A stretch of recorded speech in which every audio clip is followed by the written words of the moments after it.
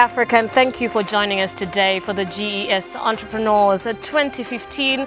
We're having some incredible conversations about Kenya's economy and our role in the Africa Rising story. Now, this week, over 3,000 people will converge here in Nairobi, Kenya, from different segments such as investment, entrepreneurship, government, media, security agencies for the 2015 Global Entrepreneurship Summit. Now, this year's GES will be co-hosted by Kenya's President Uhuru Kenyatta and US President Barack Obama. Now, of course, the GES is a very significant event for Kenya. We're having delegates from across the world coming to see what Kenya has to offer. And most importantly, it is a sign of solidarity with Kenya in these tough times where the country is grappling with terrorism. It is a show of confidence from the United States as well as the many visitors who will converge here in Nairobi. And that's the focus of our discussion now. I'd like to introduce my panel. Mirza David from the International Security Academy. Mirza is an expert for the Israeli military, and now that he stopped doing that, he's teaching others how to protect their countries. Mirza, thank you so much for joining us. I'm looking forward to the conversation. We've got Emmanuel Olande, also part of the detail from the International Security Academy, running the Kenyan office, and we're looking forward to discussions on how Kenya can win the fight against terrorism. And of course, we've got Terry Downs, also part of the detail from the Harriet Group, formerly a security specialist for the Irish military for 14 years. 8 of which were served in the Irish Army's anti-terrorism unit during the height of the troubles between the IRA and the British government. Gentlemen, thank you so much for joining us. This is quite a critical conversation for Kenya at this time, grappling with not only what is a Kenyan problem, but it is now becoming a global problem as well. Mirza, let's just start off with you. Advising Kenya on ways of fighting terrorism. What is the biggest challenge? Shalom Kenya, Shalom Africa. Kenya has all the capacities in order to develop its economy. Kenya has a lot to offer. Africa is very attractive in these days with all the resources and all the developments. It's needed to overcome, to mitigate and overcome the small conflicts here and there for the security in order to give to the people the confidence to invest here. It is possible to do it. I came here because of the invitation of these two guys, two Kenyan. He is Irish, but he's in Kenya, and my coordinator in Kenya. We came here just to share know-how and practical experience, to give what we could do in our 68 years. We enter in the 68. Including terrorism around us. We managed to develop our economy. We managed to live good. Why cannot gonna do it? You can do it. I know that your government is moving on with developments. A part of the developments, we agreed to join these two guys with their dreams, with their needs. What do they define for us as sharing the know-how, specifically as they define us. Right. We are subcontractors for security issues. All right, thank you so much, Mirza. Emmanuel, you run the Kenyan office for the International Security Academy, and you, as a Kenyan, you have witnessed what happened at the Westgate Mall. 67 Kenyans died. Garissa University, 147 lives lost. In your opinion, and as a Kenyan, what do you think is the biggest challenge we have in fighting terrorism? The biggest challenge for me as a Kenyan personally, and then I'll speak as in general security. The biggest challenge is the human element, because at the end of the terrorists' mission is the target, is the victim, is the women, is the children, soft targets. So the biggest challenge is the lack of empowerment that the Kenyan people have been challenged by. And that is what I think is the biggest factor. And we are here to empower the Kenyan, to tell you that, yes, we are facing a big enemy, but we can arise and fight. That we don't need to be cowards. We don't need to always retreat. We can beat, kill, and overpower the enemy. With the entire society. Yes. All right. Let's involve Terry in the conversation. What are your thoughts on the largest challenges, knowing that you, of course, have been in this country for some time under Seneca Securities? Yeah, I've been privileged to live and work in Kenya for 8 years now in the private security industry. And for me, I have seen the good... Married. With a Married. Kenyan. I'm married to Living one of your daughters, so Yes. yes. Okay. I'm married to Harriet. But my point is, I've seen the good and the bad, and I've seen the enormous untapped potential that is inherent within Kenyans, an appetite for knowledge, a desire to learn, and a capacity, therefore, that we have got to empower. And if we can empower ordinary Kenyan boys and girls, then we can achieve great things. You know, there's a very big debate on about devolution of security. Security is devolved in this country. We have tens of thousands of young Kenyan men and women all the length and breadth of this country protecting their families, their communities, their villages, their universities, their shopping malls. So it's not that we need new security or additional security. We need to figure out ways to reach out to empower that resource. Yeah. And, Emmanuel, the GES is happening now, and even with that, we had a travel warning, you know, I think issued by the United States government, you know, telling, well, giving a travel warning to people traveling into the country. But yet we're still having, you know, a lot of Americans still having great confidence in this country, 3,000 of them, you know, coming down. What does that mean, you know, for you from a GES point of view? I think the goodwill of the American people has always been expressed to Kenya throughout our disasters and our hard times. The American people have stood with us as a country. So I think for the rest of the continent and for other countries that have also issued advisories against us, there is no stronger vote of confidence in our capabilities as a nation than what is happening with GS in Kenya in particular, and the President of the United States himself coming to Kenya. It is a big vote of confidence on the nation of Kenya. All right. Yeah. A vote of confidence indeed. And Mirza, you've come down from Israel. Why didn't you stay away knowing that we had a travel alert? Travel warnings Israel has permanently by the Americans. Yes, don't go there, don't go there. People are coming. They have to do it. They have to warn. This is the duty. This is the duty to say that after it they will not have a Senate investigation. Why they didn't say it? But you see in the newspaper, and people are coming, we are developing. The same in Kenya. I came here. I enjoy the people. I see a developing economy. Everything is okay. Don't be so worrying about the travel warnings. This is a must, and it is a must, and they have to do it. It's not because Mr. Obama is coming here. So where is the warning? He's expressing his trust. Yeah. So you go with it, no problem. Go and live and do what your life without basing too much on the warning. All right. Terry, you want to add just something? a comment. I also think it's not just the summit. The summit is the culmination of many, many initiatives. But if you take a look at what's happening in Kenya and across the region, if you take a look at the size and the scale of the projects, such as the Standard Gauge Railway, if you look at the Northern Corridor, Lamu Port, these projects are Dubaian in scale. And to be very frank, I think the visit from the US President is a huge endorsement of what the Kenyan government have been trying to do. And when you talk about stand with Kenya, what better way to express that visibly in ways such that the whole world can see that we're in this together. And sure, we've challenges. Of course, we've challenges. Can you tell me a single country anywhere in the world who isn't confronted with a challenge, whether it be counterterrorism, insecurity? And so for us to be able to stand together and defy these people, you know, show them for what they are, I just think it's a huge endorsement of what we're all trying to do. All right. Thank you, Terry. We're going on a short break now. Of course, when we come back, we'll talk a lot more about anti-terrorism and what Kenya can do to win this fight. And as Mirza said, it is absolutely possible. Well, GES Entrepreneurs 2015 takes a short break. We'll be back with more right after this break.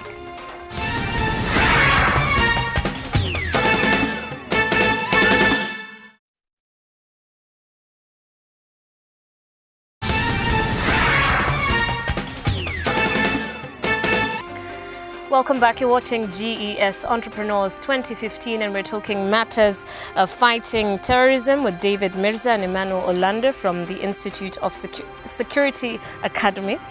And Terry Downs also telling us more about his experience in fighting terrorism. Let's just start off with the issue of criminal intelligence. You know, how did we get here? And of course, well knowing and understanding that, you know, terrorism and its nature is very fluid and unpredictable. But in terms of criminal intelligence, you know, where do you see us standing as a country? Criminal intelligence and terrorism intelligence, any intelligence can be used for blocking these two elements, and it's connected. It is not disconnected. At the moment you start countermeasures against terrorism, it covers everything. You cover the criminal because it is linked. It is not separately. The bad guys are bad guys which need finances. The bad guys are financing their activities, or for terrorism or for criminal activities, in a linkage between one within the other. At the moment you invest in the efforts to block and to avoid penetration of bad guys in your life, you discover both and you defeat both. And this is not something which you will have to make a separate fight. You have it together. You do against terrorism, you do against the criminal, the results are both. You are cooling them down, you mitigate. You can mitigate and you can overcome at the end of the story with all. And of course, I want to come back to you in just a moment to find out how Israel has managed or is trying to manage to do that. Emmanuel, Mirza has talked about penetration of the bad people. And we're seeing a situation where, not just in Kenya, but across the globe, where, you know, citizens who should be patriotic are buying into, you know, radicalization. And you spoke about, you know, targeting the human being, targeting the human spirit. How do you see that being dealt with? The first question we should ask ourselves when you talk about radicalization, why is this person turning to radicalization instead of patriotism? What is wrong with this person's spirit? What is the economic background of this person?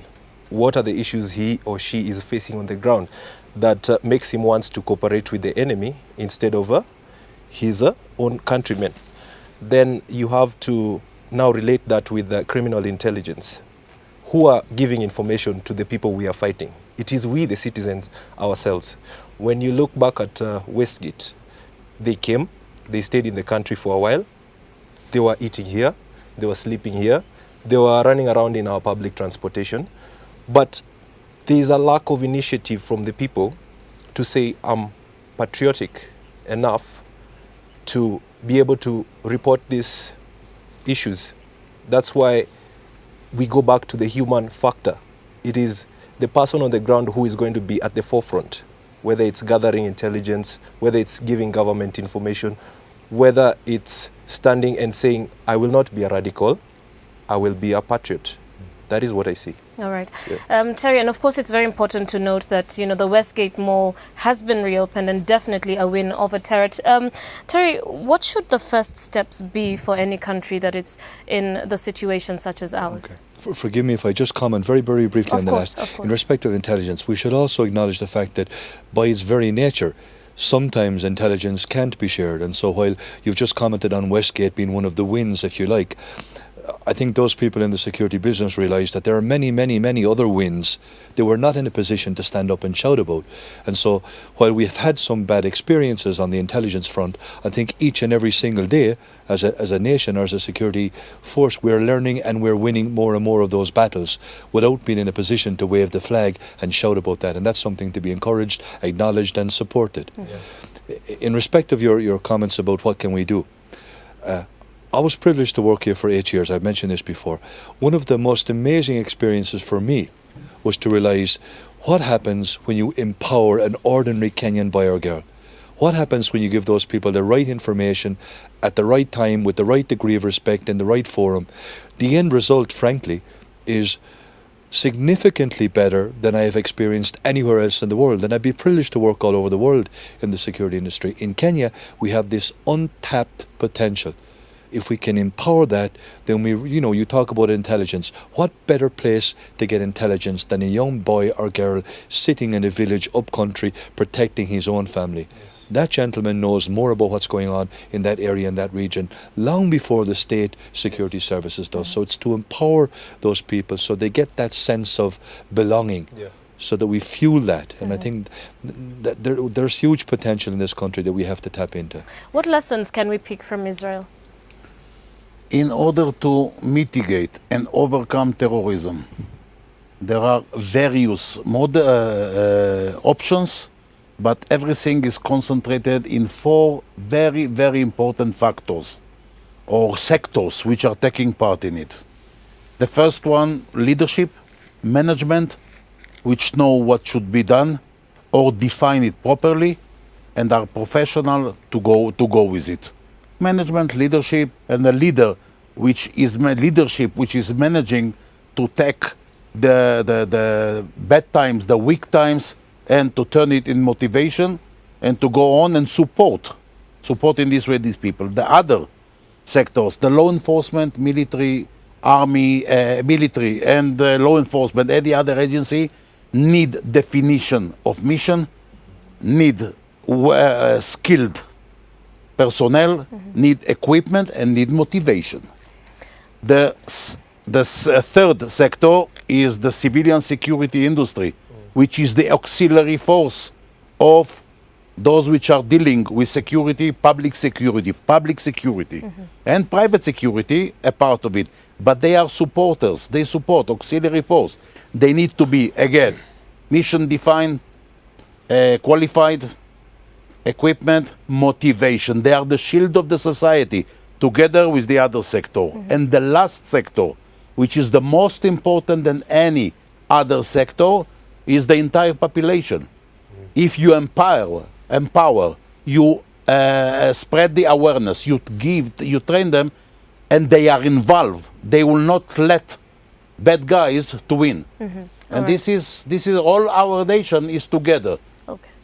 Thank you very much, Mirza. We're taking a short break now. We'll be back with more discussions on the way forward, and of course some of your thoughts on the sort of government support or government push that is needed to keep terrorism at bay.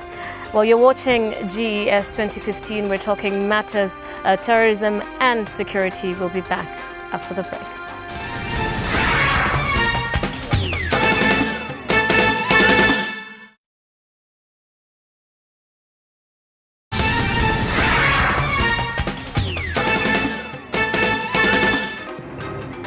Welcome back. You're watching GES Entrepreneurs 2015, and we're talking matters security with David Mirza, Emmanuel Olande, and Terry Downs. And let's go quickly into it for this third segment. Tell us a little bit about the East Africa Counter-Terrorism Conference and the sort of discussions that happen around it. Yeah. For me, it was a very innovative and defining moment, if you like, because while David is speaking about the different segments of society that have a role to play, the East African Counter-Terrorism Conference was about the convergence of all of the stakeholders and the presence of, for example, the Cabinet Secretary, Joseph Kasiria, who stayed with us not just to do the keynote speech, but who was present for over an hour and a half, who spoke to every single stakeholder there, who made it a point of visiting all of the different exhibitors, who spoke to individuals from the universities, from the world of academia, who talked to private security companies. And for me, that convergence of interests, if you like, and a realization that, hey, we're all in this together. So it's not the private industry on its own, it's not the public sector who've got responsibility, it's not Wananchi who carry that burden, we're all in it together. And I just think that perhaps the visit of US President Obama was one of the influences as to why this convergence of why it came about. But it was very, very important. It was a very, very special moment for me personally. All right.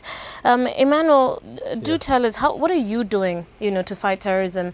We've mentioned the conferences. We're having this talk show where we are talking, but at the end of the day, when the rubber hits the road, somebody has to do something. So what are you doing to fight terrorism? I'll go back to my initial remarks on the human empowerment, the human factor. So we have various programs together with Mirza David from Israel, and we want to strengthen people, to strengthen the community, all the way from the child, the woman, and the men. we have an approach that will target the private security sector. Tell us exactly how that happens. You know, when you target the women, Train when the you target trainer. the children, you train them. We Yes. will train the trainers, potential trainers in Kenya, in Africa. The people which will get this knowledge Yes. will prepare and empower their own people. He is going for a special training in Israel, and he will run the trainer here to share know-how and practical experience in order that you will train yourself In and you will self-defense? improve. Yes. Yes, in all the methods which we share in Israel, counter-terrorism for civilian. For others, it will be in the end of the locals to go with it further. Why Securities Academy? Why an international security academy? Okay, International Security Academy Israel is the world's #1 counterterrorism academy, and the operatives who've passed through it are 15,000 plus in number, and they come from all over the world: Europe, Russia, you mentioned it, Nigeria, and now we are bringing a time-tested solution to Kenya. And as I said, we are going to train the children, we are going to train women, we are going to train the youth, and we are going to train the managers of security. We are going to target the universities and any other civilian body that has capacity to say, okay, fine, we want our people to be trained against counterterrorism or to be empowered. So we start from the bottom, working our way upwards in a triangle approach with the top management, the mid-level, and to the civilian, so that the whole society is strong. When you look at the kids, we'll teach them Krav Maga. When you look at the women, we will train them. And we're also sending a woman representative from Kenya called Judy, who will come back and stand as Athena of Kenya. And of course, Mia will be the Spartan to come back and train other Kenyan men on this fight against terrorism. So it's a combined approach, very structured, very mission-oriented, not just going everywhere and saying, okay, we need to do this, we need to do this. This is what we're doing, and we're already in the process of doing it. Terry, I'd like to ask you about financing. You know, we can have capacity, you know, we can have people in the right state of mind, but for a long time the Kenyan government was actually not giving enough money into the military for the yearly budgets, but we're seeing that beginning to change. What are your thoughts around financing for military and the resultant effect, so to speak, on fighting terrorism?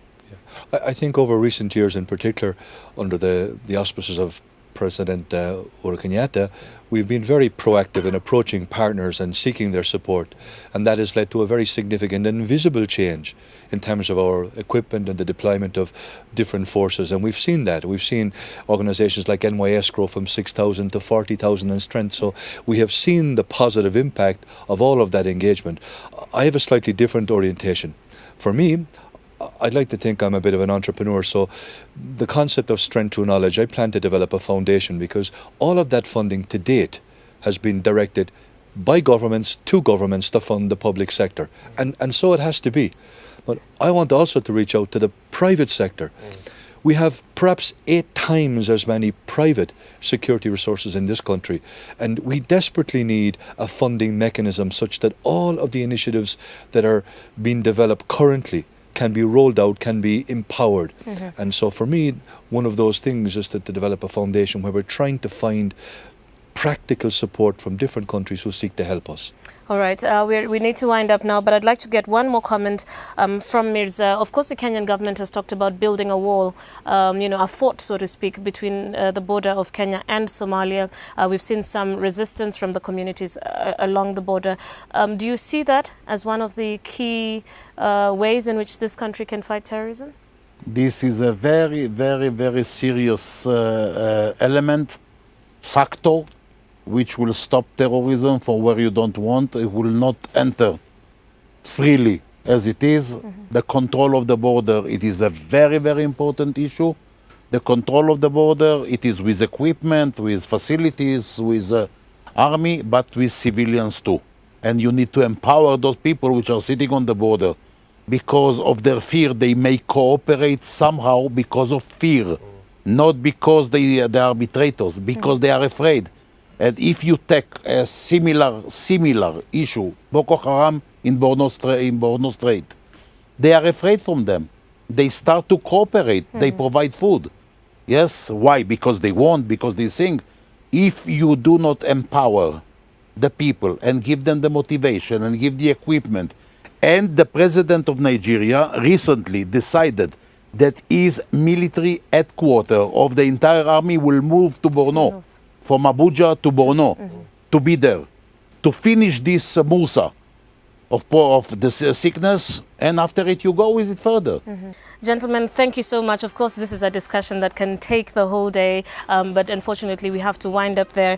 David Mirza, Emmanuel Olande from the International Security Academy, and Terry Downs from the Harriet Group, a combined experience of 45 years in fighting terrorism. So we do look forward to absolutely winning the war on terrorism, as you said, Mr. Mirza.